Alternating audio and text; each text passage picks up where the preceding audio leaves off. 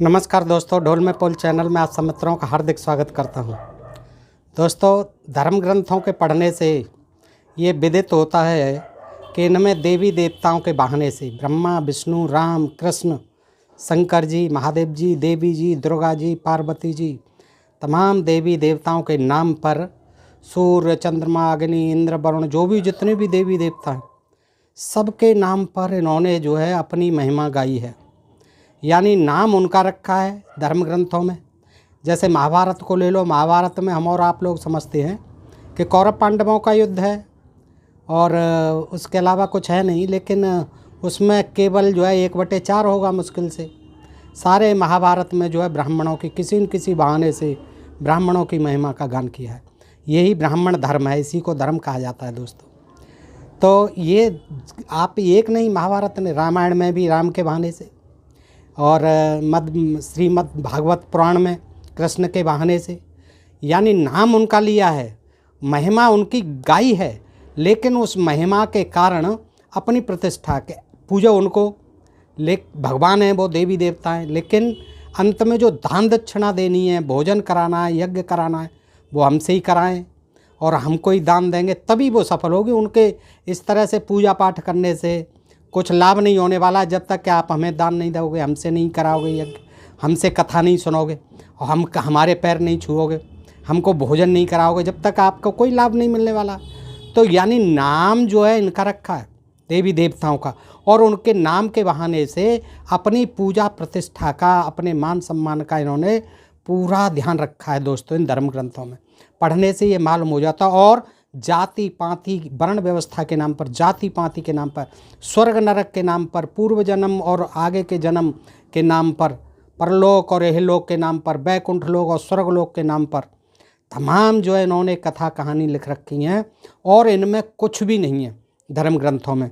इसके अलावा जाति वर्ण के अलावा शूद्रों की, स्त्रियों की जो दशा है वो हर ग्रंथ में देख लो, दूसरा तीसरा चौथा चैप्टर जो है छोड़ के इन्हीं के बहाने, देवी देवताओं के बहाने जो है अपनी महिमा और इन लोगों को जो है नीचा दिखाना, इनका अपमान करना, इनको ऐसी कथाएं गढ़ दी हैं जिससे कि इनका अपमान आज तक हो रहा है दोस्तों।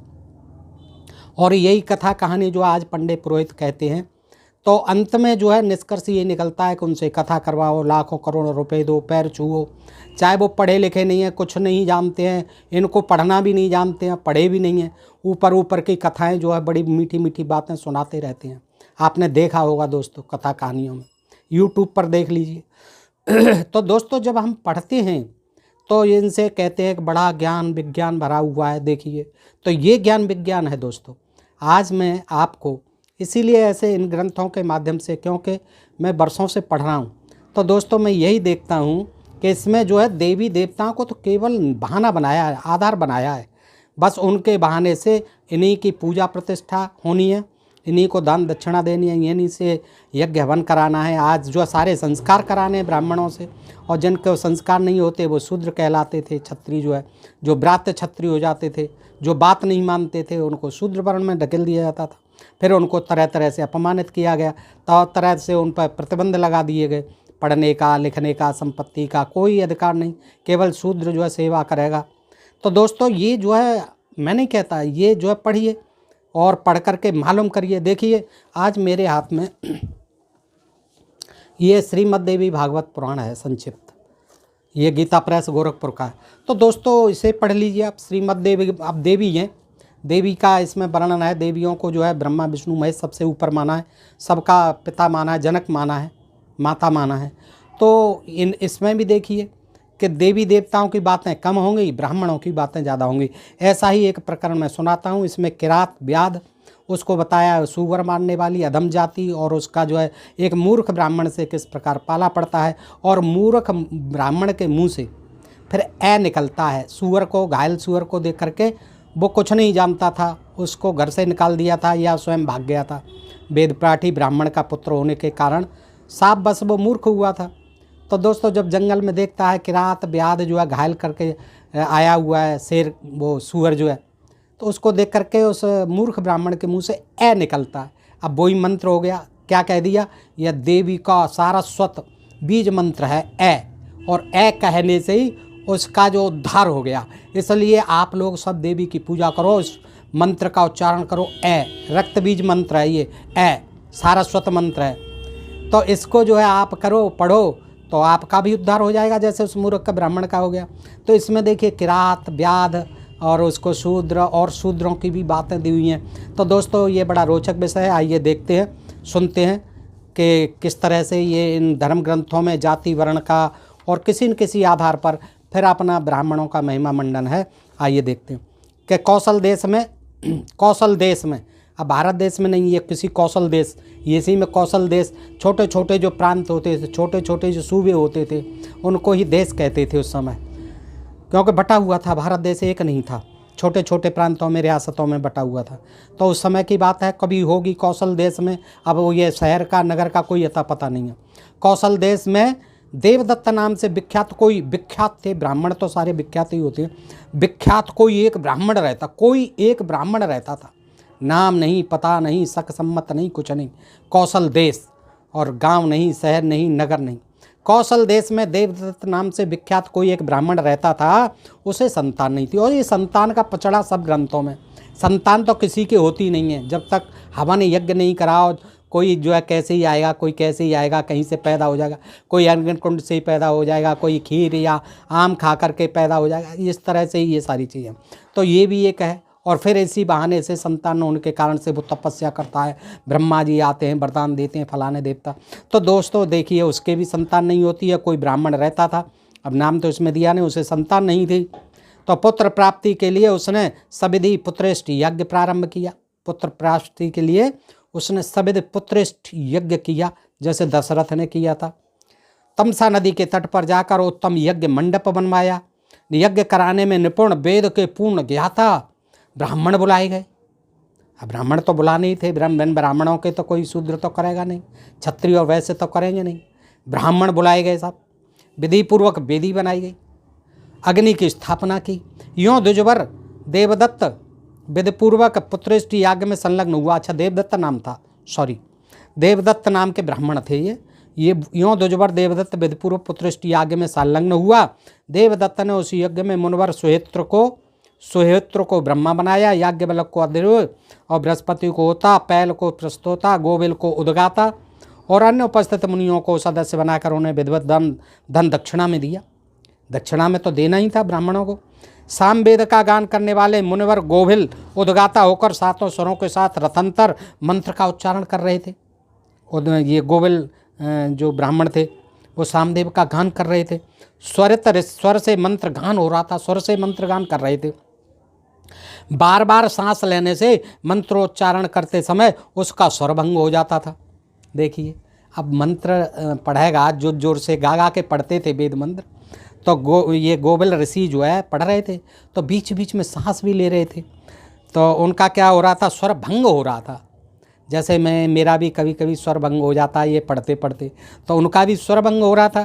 तुरंत देवदत्त ने कुपित होकर गोविल से कहा, जिसने करवाया था देवदत्त ब्राह्मण ने गोविल से मुनि से कहा, मुनिवर तुम बड़े मूर्ख हो। देखिए, एक तो उद्गाता है बेचारा, सामवेद का कर रहा है जोर जोर से गान, और कभी कभी स्वर भंग तो हो ही जाता है। तो हो रहा था, तो वो क्या कहते हैं देवदत्त ब्राह्मण, मुनिवर तुम बड़े मूर्ख हो, मैं पुत्र प्राप्त करने के लिए यज्ञ कर रहा हूँ और तुमने मेरे इस सकाम यज्ञ में स्वरहीन मंत्र का उच्चारण कर दिया। भाई वो भी ब्राह्मण था, उसने भी कमी निकाल दी उस ऋषि की, मुनि की। तो यह सुनकर गोविल अत्यंत क्रोध से भर गया, बिल्कुल भर जाना था कि भाई एक तो मैं इतनी जोर जोर से गा रहा हूँ सामवेद के मंत्र, और जे मुझसे कह रहा है मूर्ख, और तू मेरे स्वरभंग में गा रहा है, मैं तो पुत्रेष्ठ यज्ञ कर रहा हूँ, इतना पैसा खर्च कर रहा हूँ। तो गोविल को भी गुस्सा आ गया। उन्होंने देवदत्त से कहा, तुम्हें शब्द शून्य प्रचंड मूर्ख प्राप्त होगा। लो, तुम्हें मेरे बोलने से घृणा हो रही है, तो अब मैं भी तुम्हें साप देता हूँ। अब देखिए, तुरंत साप दे देते थे। एक तो उद्गाता है, दान दक्षिणा दे रहे हैं देवदत्त जी, तो भी उनको जो है फिर गुस्सा आ गया। तो जब मूर्ख कहा तो उन्होंने कहा कि तेरे भी अब ऐसा होगा जो कि बोलेगा ही नहीं, गूंगा, प्रचंड मूर्ख होगा, ऐसा पुत्र होगा जा। साथ ही उसमें सठता भी बड़ी होगी, बड़ा सठ होगा। महामते सभी प्राणियों के शरीर में श्वास आते जाते रहते हैं, इन पर किसी का अधिकार नहीं है। अब देखिए, सब जेनेटिक्स फेल, सब DNA RNA फेल। ये ब्राह्मण ने कह दिया वैसा ही पुत्र होगा, सठ होगा, मूर्ख होगा, गूंगा होगा। अब उनके जो है देवदत्त के और उनकी पत्नी के क्रोमोजोम्स काम नहीं करेंगे दोस्तों। ये सांप की महिमा थी और तुरंत सांप दे देता था हर कोई। आजकल पता नहीं क्यों नहीं ऐसे ब्राह्मण हैं, नहीं तो तब सबका सुपड़ा साफ कर दे। महामते सभी प्राणियों के शरीर में श्वास आते जाते रहते हैं। अरे भाई श्वास तो आते जाते रहते हैं, तुम ऐसी बातें कर रहे हो?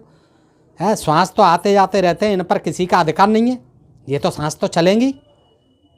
फिर स्वरभंग हो जाने में मेरा कुछ भी अपराध नहीं है। जो तुमने मुझसे ये कटुवचन कह डाले, मुझे मूर्ख तक कह दिया।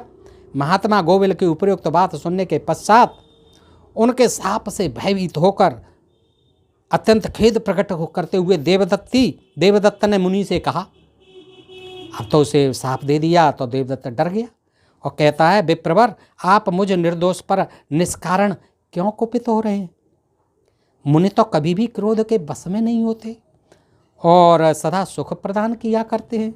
एक तो मूर्ख बता दिया, अब ज्ञान दे रहा है कि कभी क्रोध नहीं करते हैं मुनि। विप्रेंद्र, थोड़ा सा अपराध हो जाने पर आपने कैसे मुझे शाप दे दिया? हे विप्र श्रेष्ठ, हे ब्राह्मण श्रेष्ठ, आपने थोड़ा सा, मैंने मूर्ख ही तो कहा है आपसे, क्या गलत कह दिया कि स्वरभंग कर दिया? तो थोड़ा सा अपराध हो जाने पर आपने कैसे मुझे शाप दे दिया इतना भयंकर? पहले तो मैं पुत्र के अभाव से मान दुखी था ही, इस पर आपने मुझे दूसरे घोर दुख के पचड़े में डाल दिया। क्योंकि वेद के पारगामी विद्वान कहते हैं कि मूर्ख पुत्र की अपेक्षा पुत्रहीन रहना ही उत्तम है। ये तुम जानते नहीं हो गोविल जी? अरे मूर्ख पुत्र से तो बगैर पुत्र के यानी पुत्रहीन रहना ही श्रेष्ठ है, उत्तम है। फिर भी मूर्ख ब्राह्मण, फिर वो भी ब्राह्मण और मूर्ख, फिर भी मूर्ख ब्राह्मण तो सबकी दृष्टि में हेय समझा जाता है। दुजबर मूर्ख ब्राह्मण सभी कर्मों में पशु,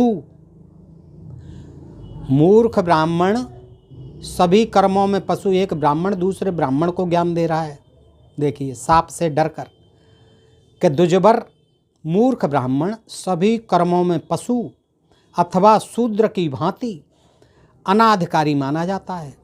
अनाधिकारी माना जाता है यानी शूद्र और पशु एक समान होते हैं।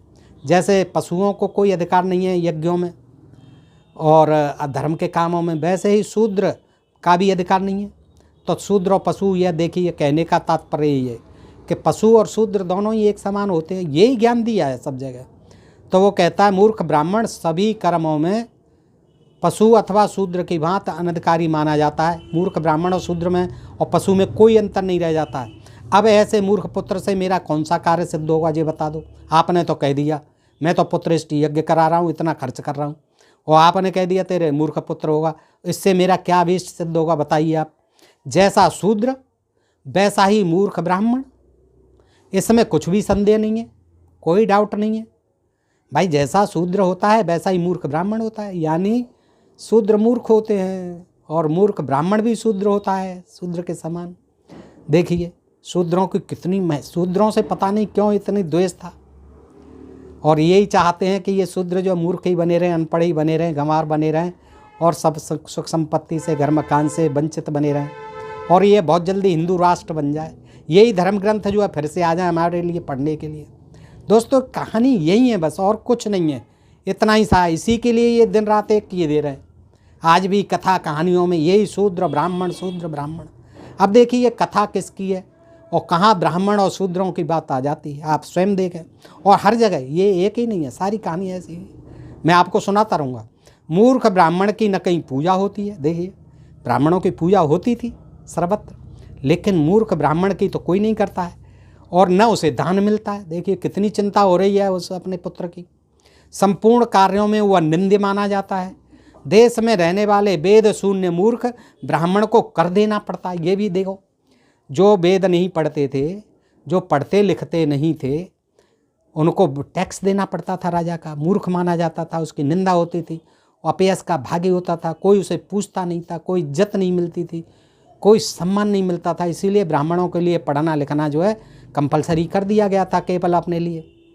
तो वो कहता है वेद शून्य मूर्ख ब्राह्मण को कर देना पड़ता है, टैक्स देना पड़ता है, और पढ़े लिखों को कोई नहीं टैक्स देना पड़ता, बाकी तो सबको टैक्स देना पड़ता था। राजा उसे शूद्र के समान समझते हैं। देखिए, शूद्र के समान समझते हैं। शूद्रों को भी टैक्स देना पड़ता था सेवा के साथ साथ। पितृ कार्य और देव कार्य के अवसर पर फल की इच्छा करने वाले पुरुष को चाहिए कि मूर्ख ब्राह्मण को किसी आसन पर न बैठावे। कभी नहीं बैठाला है मूर्ख ब्राह्मण को, जो वेद नहीं पढ़ा हो, जो पढ़ा लिखा नहीं हो उसको, चाहे वो कितना ही पढ़ा लिखा हो, लेकिन वेद पढ़ा लिखा नहीं हो। तो आजकल के तो सभी ब्राह्मण जो है बेकार हैं, उनको तो किसी आसन पर नहीं बिठाना, क्योंकि वेद देखे ही नहीं आजकल के ब्राह्मण तो MSc PhD कर के विद्वान हो रहे हैं, बड़े बड़े विज्ञानी हो रहे हैं। तो उनको ये क्या देखिए सम्मान मिलेगा अगर ये फिर से लागू हो जाए तो। जब तक वो वेद नहीं पढ़ेंगे तो किसी आसन पर नहीं बैठ पाएंगे, कोई पदवी नहीं मिल पाएगी। राजा भी उसे शूद्रवत जानकर सभी शुभ कार्यों से वंचित रखते हैं। इसका मतलब शूद्र जो है वंचित रखे जाते थे सभी शुभ कार्यों से, पास भी नहीं आने दिया जाता था, हवा भी नहीं लगने दी जाती थी उधर की जिधर से शूद्र चलता था, नहीं तो अपवित्र हो जाते थे। ऐसे वेदहीन ब्राह्मण को खेती करने का काम सौंपते हैं, किसान बना देते हैं, खेती करनी पड़ती है। अब देखिए अभी हुआ नहीं है, साप ही तो दिया है, पुत्रेष्टि यज्ञ चल रहा है, कितनी चिंता हो रही है अपने बेटे की ब्राह्मण को। बिना ब्राह्मण के कुश के चट से श्राद्ध में कार्य संपादन कर लेना ठीक है, कुश के चट से कर लेना ठीक है, लेकिन मूर्ख ब्राह्मण से कभी भी श्राद्ध की विधि पूर्ण न कराए, कोई नहीं कराता है मूर्ख ब्राह्मण से। ये क्या कर दिया आपने गोविल जी, मूर्ख ब्राह्मण को भोजन से अधिक अन्न नहीं देना चाहिए, कोई नहीं देता है अन्न। उस राज्य को धिक्कार है, उस राजा के राज्य को धिक्कार है जिसके देश में मूर्ख जनता बसती है। और मूर्ख तो हो ही गया ब्राह्मण, और शूद्र मूर्ख जनता बसती है, तथा मूर्ख ब्राह्मण भी दान पान आदि से पूजित होते हैं। अब बताइए, मूर्ख ब्राह्मण भी दान मान पाते हैं। अब बताइए कितने ब्राह्मण जो है दान मान पा रहे हैं आज। कोई वेद नहीं जानता है, किसी ने वेद देखे भी नहीं है, और सब दान मान पा रहे हैं। साथ ही जहाँ आसन पूजन और दान में किंचन मात्र भी भेद नहीं माना जाता। अतः विज्ञ पुरुष को चाहिए कि मूर्ख और पंडित के वेद की जानकारी अवश्य रखें। अब कैसे रखें, लाखों की भीड़ हो जाती है और 8वीं पास 10वीं फेल ये कथा कहानी सुना रहे हैं, उनको कोई ज्ञान ही नहीं है कि कैसा ब्राह्मण है, ये वेद जानता है कि नहीं, कोई नहीं पूछता, और पूछ भी ले तो वो नाम भी नहीं बता पाएगा चारों वेदों के। वेद पढ़ने की तो बात अलग है। जहाँ दान मान और परिग्रह से मूर्ख गौरव के पात्र माने जाते हों, उस देश में पंडित जन को किसी भी प्रकार नहीं रहना चाहिए। कहाँ? जहाँ दान मान और परिग्रह से मूर्ख गौरव के पात्र माने जाते हों, यानी सिवाय विद्वान ब्राह्मण के, वेद पाठी ब्राह्मण के, और कोई ब्राह्मण भी क्यों न हो, क्षत्रिय वैश्य शूद्र कोई भी क्यों न हो, अगर उसे मान मिलता है, दान मिलता है, तो उस देश में किसी ऐसे विद्वान ब्राह्मण को, पंडित जन को नहीं रहना चाहिए, क्योंकि दुर्जन व्यक्तियों की संपत्तियां दुर्जनों के उपकार में ही व्यय होती हैं। क्योंकि दुर्जन जो व्यक्ति हैं उनका जो है उपकार में व्यय होती हैं, दुर्जनों का ही उपकार करते हैं, वो पंडितों का उपकार नहीं करते। जैसे फल से लदे हुए नीम के वृक्ष पर आकर कौए भले ही फल खा लें, देखिए नीम के वृक्ष के फल कहाँ कौए खाते हैं, कड़वी होती हैं निबौरी जो है नीम की, कोई वृक्ष नहीं खा, वो कोई पक्षी नहीं खाता है। लेकिन क्या उदाहरण दे रहे हैं, जैसे फल से लदे हुए नीम के वृक्ष पर आकर कौए भले ही फल खा लें, वे फल अन्य किसी के उपयोग में नहीं आते। अरे कौए भी नहीं खाते भाई, उन्हें कड़वे होते हैं, कड़वे को कौन खाएगा। वेदज्ञ ब्राह्मण जिसका अन्न खाकर वेद पाठ करता है, उसके पूर्वज स्वर्ग में रहकर अत्यंत आनंद के साथ क्रीड़ा करते हैं, यहाँ चाहे भूखे मर गए हों, गरीबी में झोंपड़ी में रह के मर गए हों भूखे प्यासे, लेकिन उन्होंने अगर वेद पाठी ब्राह्मण ने यज्ञ उसका तर्पण कर दिया, श्राद्ध कर दिया, समझ लो फिर तो मौज मस्ती लेते रहते हैं, स्वर्ग में अत्यंत आनंद के साथ क्रीड़ा करते हैं। अतः गोविल जी, और ये ज्ञान किसी को नहीं, गोविल जी को दे रहे हैं जो दुगाता है सामवेद के। आप तो वेद के प्रकांड विद्वान हैं, फिर मुझे मूर्ख पुत्र होने की बात आपने क्यों कह दी। अरे संसार में मूर्ख पुत्र का होना तो कहीं मृत्यु से भी अधिक कष्टप्रद है। महाभाग, अब आप इस साप से उद्धार करने की मुझ पर कृपा कीजिए। आप कैसे वापस लीजिए इसे, आप दीनों का उद्धार करने में समर्थ हैं, मेरा मस्तक आपके चरणों में पड़ा है। तो इस प्रकार कहकर वह देवदत्त गोविल जी के पैर पर पड़ गया, अत्यंत कातर होकर करुणापूर्वक स्तुति करता रहा। उसकी आंखों से आंसू गिर रहे थे। तब गोविल जी ने उस दीन हृदय देवदत्त की ओर दृष्टि डाली महात्माओं का क्रोध क्षण में ही शांत हो जाता है। पापी जन ही ऐसे हैं जिनका कोप कल्पों तक भी दूर नहीं होता है। जल का स्वाभाविक गुण है शीतल रहना। आग पर गर्म करने से हुआ भले ही हो जाए, किंतु फिर आग का संयोग घटते हुए तुरंत ठंडा हो जाता है। गोविल जी का हृदय शांति से भर गया, इतनी ज्ञान दे दिया। तो उन्होंने अत्यंत दुखी देवदत्त से कहा, तुम्हारा पुत्र मूर्ख होकर भी विद्वान हो जाएगा, चिंता मत कर। मूर्ख भले ही हो लेकिन विद्वान हो जाएगा। अब देखो ये अपोजिट विलोम हो गया। मूर्ख कैसे विद्वान हो जाएगा, विद्वान कैसे मूर्ख हो जाएगा। लेकिन उनका साफ था, उनका वरदान था गोविल जी का। उन्होंने कह दिया कोई चिंता मत करो, तो मूर्ख तो होगा ही होगा लेकिन विद्वान भी हो जाएगा, ये बिल्कुल निश्चित बात है। यों वर देने पर दुजबर देवदत्त का मन प्रसन्नता से खिल उठा। यज्ञ की पूर्णाहुति की गई। सभी उपस्थित ब्राह्मण विधिपूर्वक विदा हुए। कुछ समय व्यतीत होने पर देवदत्त की सुंदरी पतिव्रता स्त्री ने गर्भ धारण किया। ब्राह्मण पत्नी का नाम रोहिणी था। वह रोहिणी के समान ही शुभ लक्षणा थी। देवदत्त ने विधि के साथ गर्भाधान और पुंसवन आदि संस्कार किए। ब्राह्मण थे, कन्या थे, उन्होंने संस्कार किए। उसका श्रृंगार कराया पत्नी का। वेद में कही हुई विधि के अनुसार सीमांतोन्नयन संस्कार किया। अपना मनोरथ सफल मानकर अत्यंत प्रसन्न मन से बहुत सा धन दान किया। शुभ ग्रह का दिन था, नक्षत्र रोहिणी था। उसी शुभ मुहूर्त में उस रोहिणी नामक भार्या ने पुत्र प्रसव किया। दिन में शुभ लग्न में जन्म हुआ। उसी समय ब्राह्मण ने बालक का जातक कर्म संस्कार किया। समय अनुसार पुत्र को देखकर नामकरण किया। देवदत्त को पहली बातें याद थी, याद तो होंगी। उन्होंने अपने उस पुत्र का नाम उतथ्य रखा। 8वें वर्ष में शुभ योग और शुभ दिन पाकर उन ब्राह्मण देवता ने पुत्र का यज्ञोपवीत संस्कार सविधि संपन्न किया।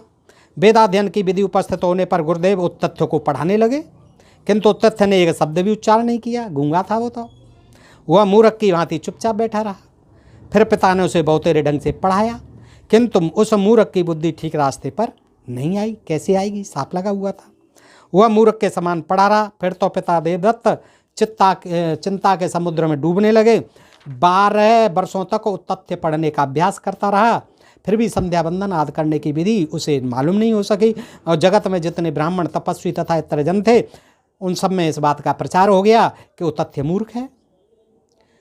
जहाँ कहीं भी वह वन में जाता था, लोग उसका उपहास करते थे। माता पिता भी उसकी निंदा करने और उसे कोसने लगे। माता पिता की इन बातों से उबकर वह उत्तथ्य वन में चला गया।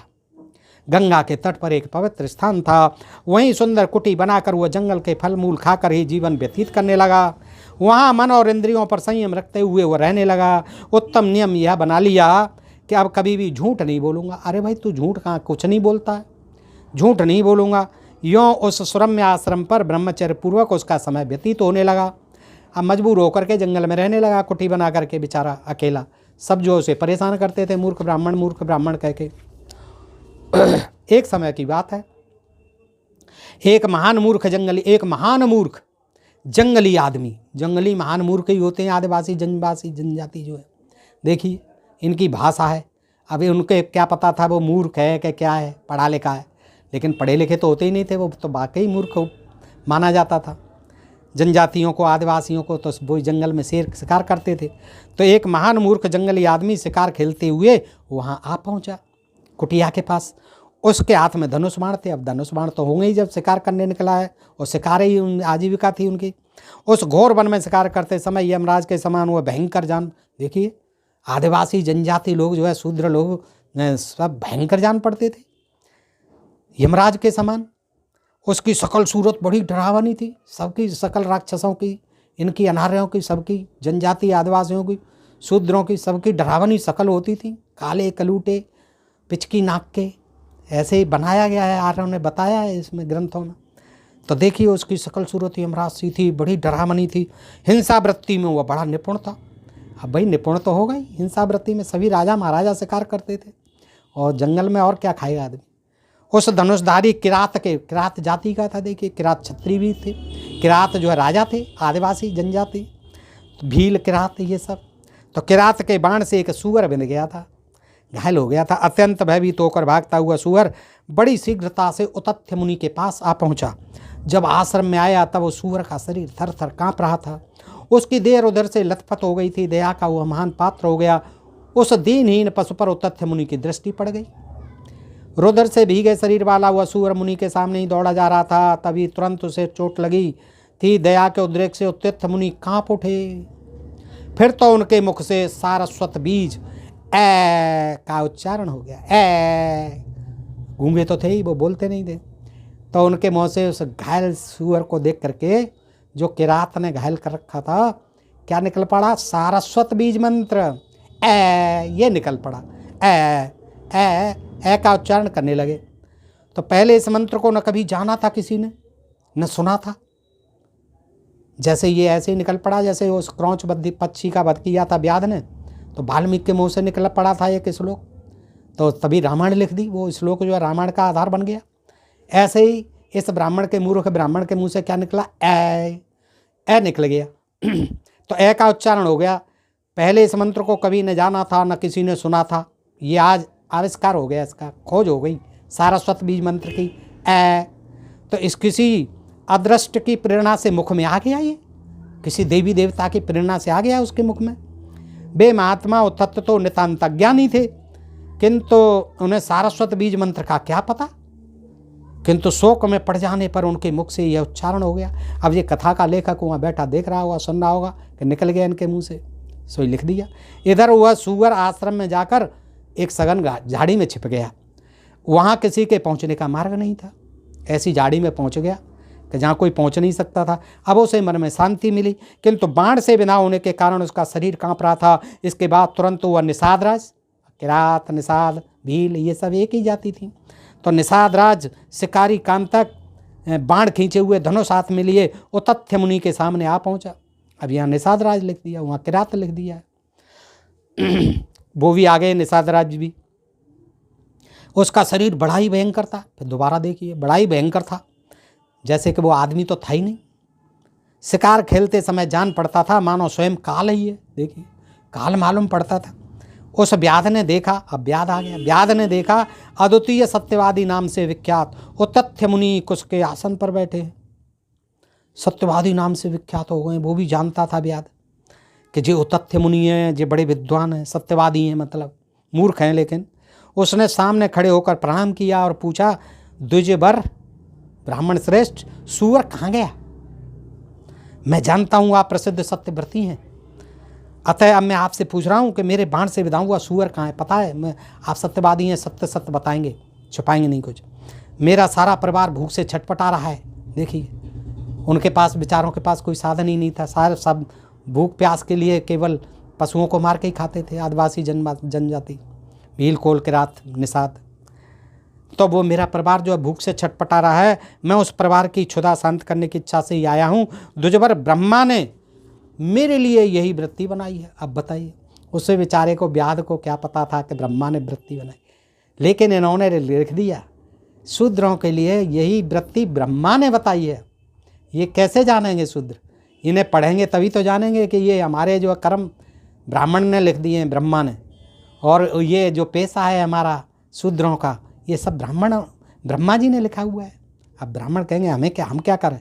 ये तो ब्रह्मा जी ने लिख दिया है सारा। ब्राह्मणों को क्या करना है, क्षत्रियों को क्या करना है, वैश्यों को क्या करना है, शूद्रों को क्या करना है। तो वो भी कहता है, व्याध खुद कह रहा है कि महाराज मेरा इसमें क्या दोष है, मैं तो मार के खाता हूँ, मेरा परिवार भूखा बैठा हुआ है। और ये वृत्ति जो है, ये धंधा जो है, ये पेशा जो है, ये रोजगार जो है हमारा, ये आजीविका जो है हमारी ब्रह्मा जी ने बनाई है। अब वो उसने भी सुन ली होगी ब्राह्मणों से ही, तो कहने लग गया दूसरा कोई रोजगार नहीं है। अभी यार रोजगारों की क्यों बात कर रहा है? आज ही बहुत बेरोजगार हैं, उस जमाने की तो बात छोड़। तो दूसरा कोई रोजगार नहीं है, ब्रह्मा जी ने लिखा ही नहीं दूसरा कोई रोजगार। तो मैं बिल्कुल सत्य कहता हूँ, अच्छे अथवा बुरे किसी उपाय से कुटुंब का भरण पोषण करना तो अनिवार्य ही है महाराज। तो ब्राह्मण देवता आप सत्यव्रती हैं, सच्ची बात बतला दें, इस समय मेरे बाल बच्चे भूखों मर रहे हैं। बाण से मारा हुआ सूअर कहाँ गया है? पूछता हूँ, शीघ्र कहिए। इस प्रकार उस व्याध के पूछने पर महाभागोत्तथ्य मुनि के मन में भांति भांति के विचार उठने लगे। सोचा, नहीं देखा है, यह कहने पर कौन सा उपाय है, झूठ हो जाएगा कि जिससे मेरा सत्यव्रत नष्ट न हो। परंतु सत्य हो अथवा असत्य, मैं यह भी कैसे कहूँ कि बाण से बिले हुए शरीर वाला सूअर इधर गया है। अब वो सोच में पड़ गए, कैसे बताऊँ? ये कहता हूँ कि इधर गया है तो मैं झूठा वो होता, पाप पड़ेगा। और झूठ में बोलूँगा नहीं कि मैंने नहीं देखा है। यह क्षुधातुर व्याध तो पूछ ही रहा था, उसे देखकर यह मार ही डालेगा। यह सत्य सत्य नहीं है जिससे हिंसा भरी हो। यदि दया युक्त हो तो अनर्थ भी सत्य ही, झूठ भी सत्य ही हो जाता है। जिससे मनुष्यों का हित होता है वही सत्य है, उसे सत्य नहीं कहा जा सकता। दोनों विरुद्ध पक्ष हैं, इस स्थिति में मेरा हित कैसे हो, मैं क्या उत्तर दूं जिससे मेरी वाणी भी झूठ न हो। इस धर्म संकट में पड़कर वो तथ्य सोचते रहे, परंतु किसी निर्णय पर नहीं पहुंच सके। जब उतथ्य ने बाण से छिदे हुए दया पात्र सूअर को देखा था, तब उनके मुंह से अनायास ऐ शब्द निकल पड़ा था। ऐ भगवती का बीज मंत्र है, बाघ बीज मंत्र है भगवती का। अब देखिए भगवती जी आ गई यहाँ, उसके मुंह से तो ऐ निकल गया, अब इसको बाघ बीज मंत्र बता दिया। अतः उसे सुनकर भगवती प्रसन्न हो गई और उन्होंने तथ्य को अलभ्य विद्या प्रदान कर दी। अब ये यहाँ जो है अलभ्य विद्या प्रदान कर दी, भगवती प्रसन्न हो गई थी। वहाँ नहीं लिखा, ये यहाँ बता रहे हैं कि देवी जो है इस ऐ सुनते ही उन्हें कही ये तो आ गया मेरा बाघ बीज मंत्र। ऐ सुनते ही वो भगवती प्रसन्न हो गई। देखिए कितनी जल्दी प्रसन्न हो गई और उन्होंने उस तथ्य को अलभ्य विद्या प्रदान कर दी, आकर के सारी विद्या दे डाली। भगवती के बाघ बीज मंत्र का उच्चारण हो जाने से मुन की संपूर्ण विद्याएं स्फुरित हो गईं। प्राचीन समय में जैसे वाल्मीकि जी हो चुके हैं, वैसे ही उतथ्य मुनि एक महान कवि बन गए। सत्य बोलने की अभिलाषा रखने वाले धर्मात्मा उतथ्य दयाशील तो थे। अब उन्होंने धनुष बाण लेकर सामने खड़े हुए व्याध से यह एक श्लोक कहा। अब तो श्लोक फूटने लगे। ऐ कहते ही देवी के सब वरदान मिल गए, विद्याएं मिल गई। तो व्याध देखने वाली जो आंख है वह बोलती नहीं, और जो वाणी बोलती है उसने देखा नहीं। फिर तुम अपना कार्य साधने की धुन में लगे हुए क्यों मुझसे बार बार पूछ रहे हो। भाई अब उन्होंने अपनी बात को घुमाया फिराया, ज्ञान लगाया थोड़ा सा, तो कहा कि देख भाई जो मेरी आँख है वो तो बोलती नहीं है, और जो वाणी है मेरी वो देखती नहीं है। अब मैं क्या बताऊँ, बताओ। वाणी बोलती है, देखती नहीं है, और देखने वाली जो आँख है वो बोलती नहीं है। तो अब बता मैं कैसे बोलूँ। तो मुनिवर उतथ्य के यों कहने पर वह पशुघाती व्याध चला गया। ठीक है भाई, सूअर के विषय में उसकी आशा नष्ट हो गई।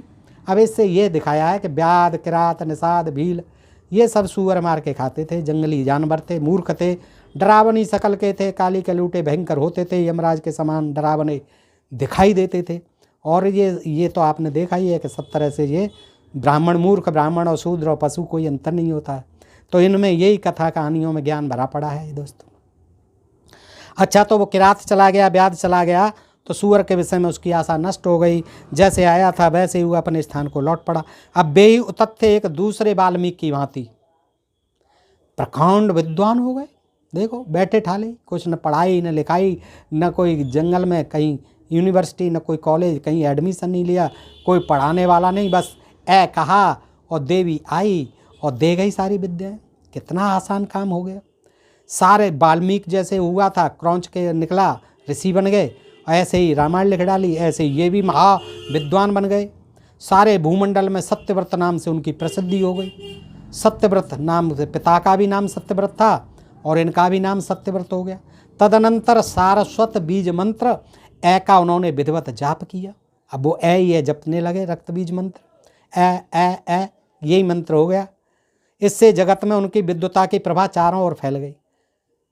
अब दोस्तों इसको मैं जो है ना ऐ, अब ये ऐसा ही लगता है कि जैसे ऐ कौन सा बीज मंत्र है। ये ऐ एक मात्र एक स्वर होता है, तो ये जो है ऐ जो है यही रक्त बीज मंत्र है। देखिए ऐसे ही मंत्र हैं सब।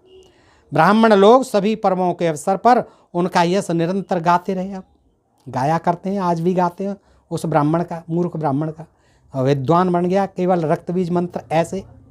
इस कथा को मुनिगण बहुत विस्तार से कहा करते हैं। यह समाचार सुनकर जिन पिता ने उस तथ्य को त्याग दिया था वे आश्रम पर गए। उन्हें खबर मिल गई कि ये तो विद्वान बन गया ऐ मंत्र से, और लौटा कर ले आए। तब राजन उन आदि शक्ति भगवती, ये उसी को सुना रहे हैं जन्मेजय को महाराज लोमस जी, वैशंपायन जी, व्यास जी सुना रहे हैं। तो महाराज इसलिए अब तुम वेद में कथित विधि के अनुसार उन भगवती का यज्ञ आरंभ करो। देखो आ गए मेन पॉइंट पर। राजाओं को कैसे बनाते कि देखिए कितना मूर्ख ब्राह्मण जो है वो विद्वान बन गया, उसका उद्धार हो गया। ऐसे ही अब जन्मेजय जी आप भी क्या करो, भगवत हो गई, सब चीज़ हो गई, सारी महाभारत हो गई, ये करा दो आप, भगवती का यज्ञ प्रारंभ करो। अब निश्चय ही वह यज्ञ सभी समय संपूर्ण मनोरथ पूर्ण कर देता है।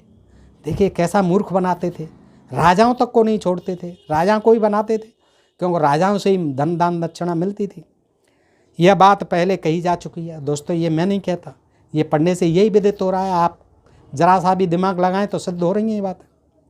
यह बात पहले कही जा चुकी है। भक्तिपूर्वक स्मरण, पूजन, ध्यान, नामोच्चारण एवं स्तवन करने पर भगवती अभिलषित प्रयोजनों को सिद्ध कर देती हैं। इसीलिए उसे लोग देवी को कामदा कहते हैं, कामदा।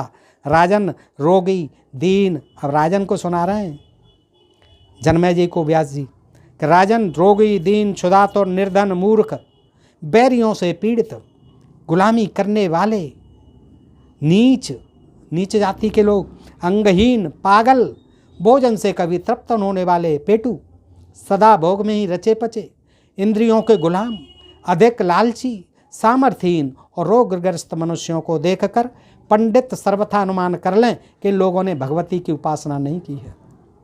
देखिए क्या ज्ञान दिया है।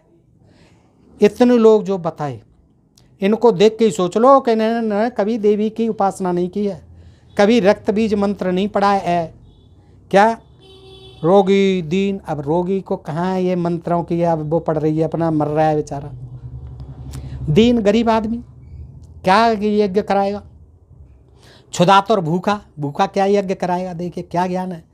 निर्धन, मूर्ख, बैरियों से पीड़ित, गुलामी करने वाले, नीच, अंगहीन, पागल, भोजन से कभी तृप्त होने वाले, सदा भोग में ही रचे पचे, इंद्रियों के गुलाम, अधिक लालची, सामर्थ्यहीन और रोगग्रस्त मनुष्यों को देखकर पंडित यानी ब्राह्मण लोग सर्वथा अनुमान कर लेना चाहिए उन्हें कि इन लोगों ने भगवती की कभी उपासना नहीं की है।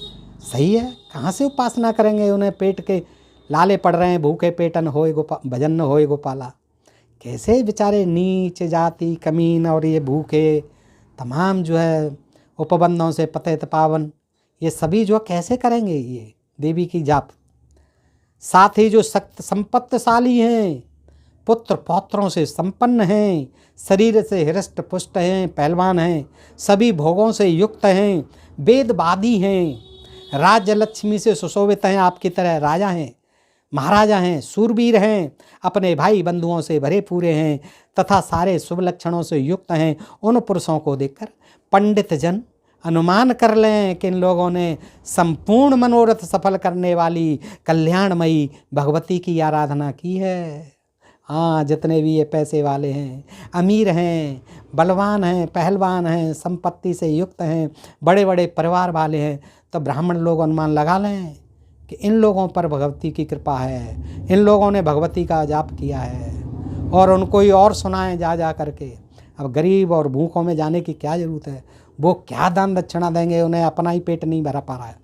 तो कल्याणमयी भगवती की आराधना की है। यों व्यतिरेक और अन्वय दोनों प्रकार से विचार कर लेना चाहिए। इस जगत में सुखियों को देखकर, सुखी जो लोग हैं उनको देखकर निश्चय कर लेना चाहिए कि निश्चय ही इन्होंने जगदम्बिका की निरंतर उपासना की है, इसीलिए ये सुखी हैं।